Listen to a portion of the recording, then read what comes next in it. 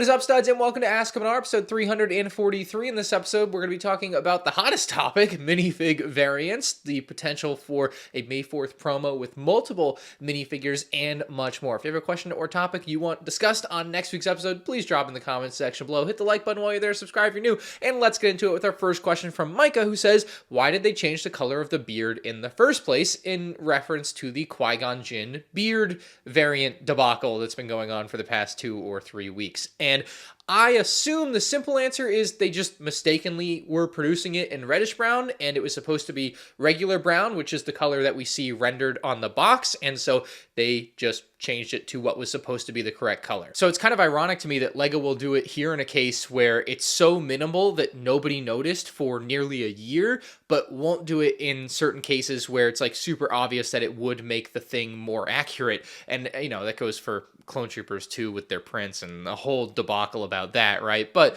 generally when it comes to figure variants like this, they either happen by accident, which I think is the case with Qui-Gon and maybe Commander Fox, or like just like, oh, that wasn't supposed to be the final design, switch that out, you know, nothing really happened, it's whatever, you know, move on with the correct product. Or you end up with something like Kanan Jarrus or, you know, Finch Dallow, where it's much more targeted, like, hey, we need to change this to make it more accurate. This is important, right? Like, there's kind of two different bubbles there, in my opinion. But anyway, next question from the Jabees. He says, at the end of episode 342, you mentioned that people didn't realize that there was a Commander variant for Commander Fox for years. Do you think that there are other variants out there? And there certainly are other variants out there that I didn't have on my table next to me last week. It includes something like the Count Dooku from 2002. There's a light gray version of his beard and a dark gray version of his beard, and it very likely either comes down to two different factories just producing different color versions of the beard, or just accidentally producing it in the wrong color of gray, which with all the different LEGO colors and variations of grays and browns and different color, it doesn't surprise me that something like that can happen, right? I don't know which version of Count Dooku I have in my personal collection, but those variations do exist out there, and as far as other variants that have yet to be discovered, I imagine there's a few out there. Ty B Production says, what direction do you think this year's May 4th promo will go in? After going from minifigures to mini builds to dioramas to small sets, what are your thoughts? And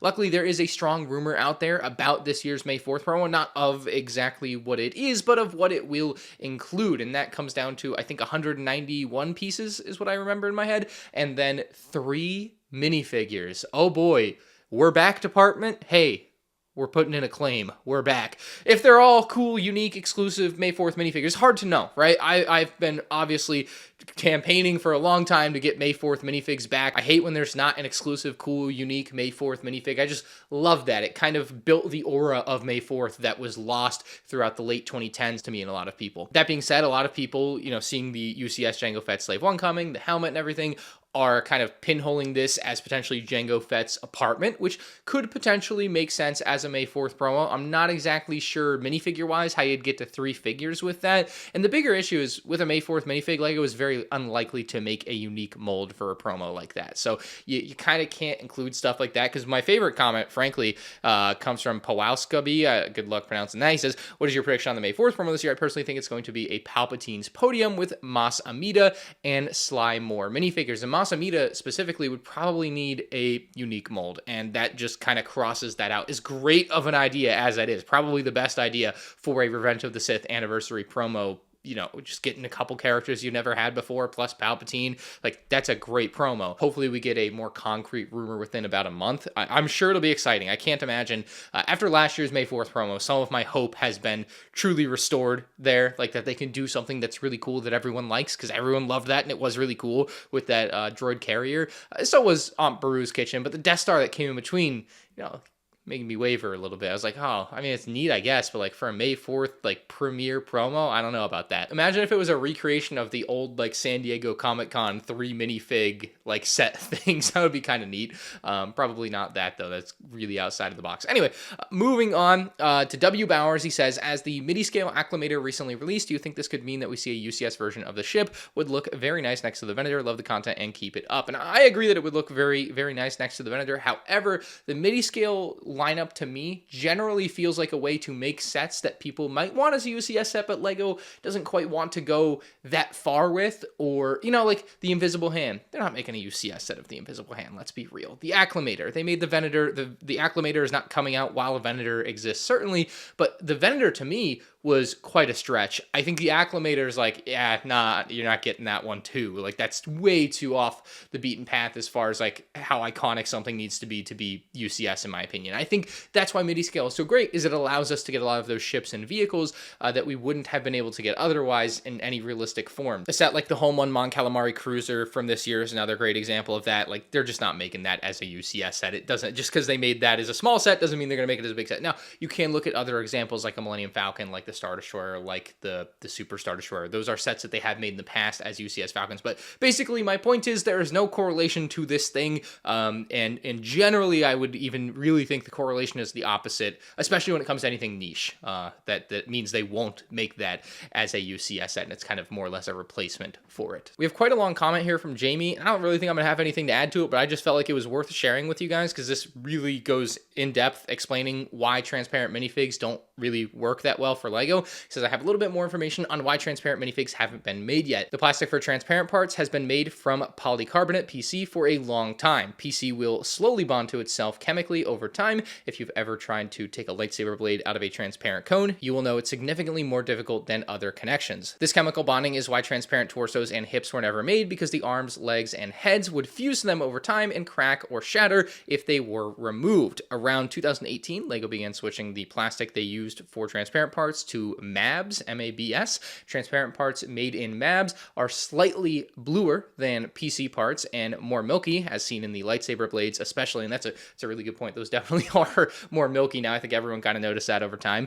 MABS doesn't have the same issue of bonding to itself, but is still more brittle than ABS, normal LEGO plastic. MABS can reliably be made into minifigures, hence the huge increase in supply of Mexico factory figures since 2018, but from LEGO's quality control perspective, they still do not pass the durability testing. So really great insight here. I mean, that's as good as it's gonna get, I think. That guy must be a LEGO employee or work at the factory in some capacity or know someone who does. Like, that guy, he's got all, I don't know what half of those words mean, basically. So he's got it down. A fantastic, well-written answer. Thank you very much for that. I'm sure a lot of people also appreciate it, but I appreciate it a lot. So next up from Chasen Wright, he says, thoughts on the new MandR trailer. Frankly, the music was so bad in it that I don't remember anything but how bad the music was. I really don't. So I'm just gonna watch it again now and then tell you what I think. Stormtroopers in a cornfield is a pretty cool shot, not gonna lie. That kind of reminds me of Rogue One, where the Death Troopers go and find Director Krennic out in the field. So maybe it's in the same area, I don't know, but probably not. But I'm glad that it's seemingly going to tie very closely into Rogue One, which makes sense. I know there was supposed to be a big time gap between the last season and this season. The next scene showing like Saw Gerrera's X-Wings, I think, and then I think that's his ship, maybe? That'd be a pretty cool set. It kind of makes me confused why LEGO made Saw Gerrera a 25th anniversary minifigure, because he clearly was going to show up more in Andor Season 2, and I thought the idea of making those anniversary figs was to make figures that they wouldn't be making otherwise. And I just feel like Saw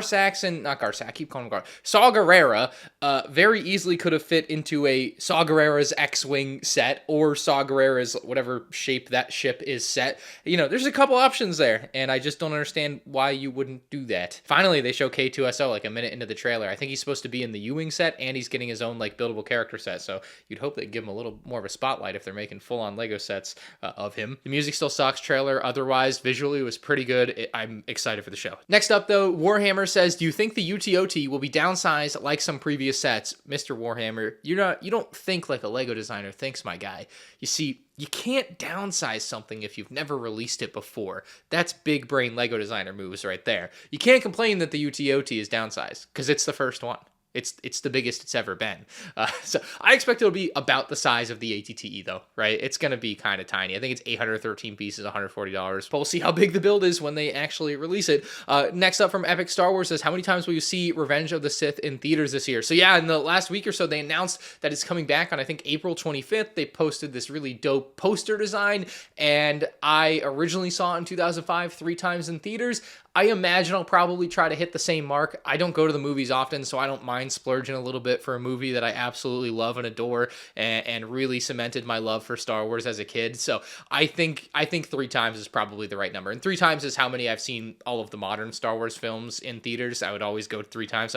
So I think 3 is going to be the number. but at the very least one, but 3. Boilet Paper says, hey, I just got accepted to display for my first LEGO convention in Orlando in March. I'm so excited and it feels like a dream come true. Do you think I should display both days, and do I come a day early to set up my table? Anyways, hope to see you there and keep up the content. So yeah, Orlando Brick Convention coming in March. I do plan to attend, and they really want me to build a mock for the event, so we'll see what comes of that. As to Boilet Paper's question, it is customary for you to show up a day or two early to set up your mock. You definitely want to set up a day or two early. Part of the fun of displaying at a LEGO convention is that you get to go on the private days before the public gets there. That's kind of the whole point. So it's more or less why those private days exist, is so that people do have time to set up all of their builds. I think it's more or less a requirement that you show up basically a day early. Now, as far as should you display both days, Saturday and Sunday, yeah, that's kind of the point too. It's that you are going to display Saturday and Sunday.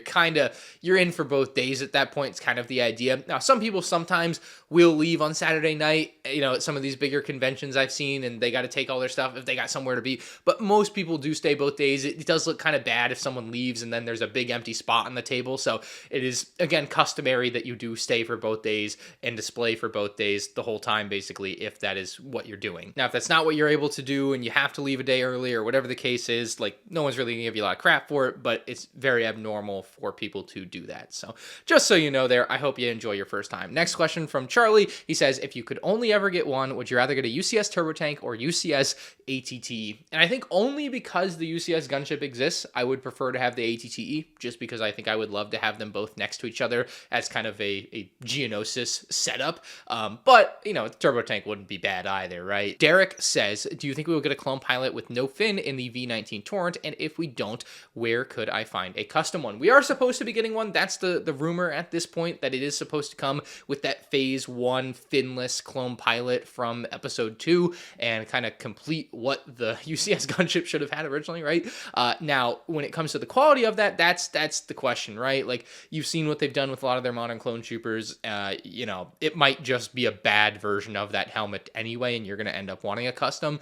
Personally, I've got a Clone Army custom one somewhere. Let me see, maybe it's behind me. I don't see it behind me, but Clone Army Customs, I think, has probably the best Phase 2 clone pilot custom helmet out there right now. And so if the LEGO one comes out and it's bad, which 50-50 very well could be, I would highly probably suggest that one. Hopefully no one has to go out and do that. We're 5 months away, so LEGO still has time to make the helmet real good, I guess. Although I'm sure the design is probably finalized at this time. Anyway, next up from Kingdom, he says, hi, I'm a casual viewer of your channel, love your content, especially your comparison videos. As such, I wanted to ask, what is your process for picking Star Wars sets to review that are not part of the current year's lineup? I asked this because I looked through your channel and noticed you haven't reviewed any B-Wing sets yet and was wondering why. So I just hate the B-Wing. It's the dumbest ship, and I'm kidding. That one's just probably by happenstance, but generally, I try to review things that I haven't reviewed yet, of course. So, if they come out with another Jabba's sail barge, well, I've already reviewed the UCS one, so I'm not going to re-review it, right? Unless my review was, 15 years old, in which case, yeah, I'll make my final, forever review and get it done. But I try to review things that, LEGO is either coming out with a new one of. So, the V19 Torrent, if I hadn't reviewed it back in, I think, 2020, I probably would have dropped a new review of that by now. The MTTs, though, on the other hand, I am trying to get all of my reviews out for before the new one comes out so that I can do a full comparison video of all of the MTTs when the new one comes out in August. So just kind of a couple different scenarios there. And then otherwise, there's times like when Andor Season 1 was dropping that I try to do a bunch of Rogue One kind of Andor tie-in reviews, or when the Kenobi show was coming out, I really was following the Star Wars Leaks Reddit a lot, and I was trying to week to week. And same for Boba Fett and a little bit with the Mandalorian and Ahsoka show. I would try to week plan out which review, if a ship was supposed to show up, or if Darth Vader was supposed to show up for the first time in the Kenobi show. I think I dropped my Darth Vader transformation review that day that happened. Oops, always gotta knock something down once. The B-Wing just hasn't quite hit that criteria yet. It did show up at the end of Skeleton Crew, but honestly, I just wasn't ready for that, and I wasn't really doing a lot of that for Skeleton Crew anyway, so I didn't really bother. The B-Wing is just one that I'll get to. frankly. But the first one I will review of the B-Wings will be the 2006 one, because that is the best B-Wing LEGO has ever and likely will ever make. It's lovely. Anyway, last question from Ghost Raptor. He says, when is the worst to first of 2024 dropping? Oh, and unfortunately, that is all the time I got today for questions. If you guys enjoyed it, the like button. If you have a question or topic that you want answered on next week's episode, hit me with it in the comments section below, and subscribe if you're new here. You can check out more LEGO Star Wars content, including a nice video about this here black card on the end screen now. And bonus content for people that didn't click off the video. When's the worst to first dropping? I don't know. Soon. TBD. I gotta get it done. I see the comments. I know you guys want it. I know. I want it too. All right, bye.